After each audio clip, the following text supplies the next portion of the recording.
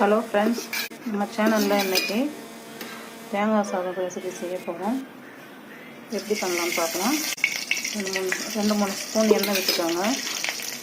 கடுகு உளுத்தம்பருப்பு போட்டுக்கலாம். பொரிஞ்சதும் கடலப்பருப்பு 2-3 ஸ்பூன் போட்டுக்கலாம். கடலப்பருப்பு பொன்னிறமாக வரணும். இப்போ கருவேப்பிலை கொத்தமல்லி போட்டுக்கலாம். பச்சை மிளகா போட்டுக்கலாம். காரத்துக்கு தகுந்த மாதிரி பச்சை மிளகா போட்டுக்கோங்க. இந்த வேறு முந்திரி பயிரும் சேர்க்கலாம். அது ஆப்ஷனல் தான், இருந்தால் சேர்த்துக்கோங்க. பெருங்காயத்தூள் போட்டுக்கலாம்.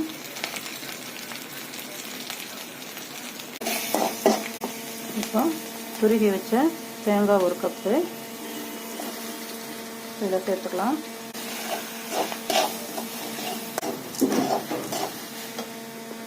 அவ்வளோதான் ஃப்ரெண்ட்ஸ். இது ஒரு 2 நிமிஷம் அப்படியே வதக்கி விட்டுக்கிட்டே இருக்கணும்.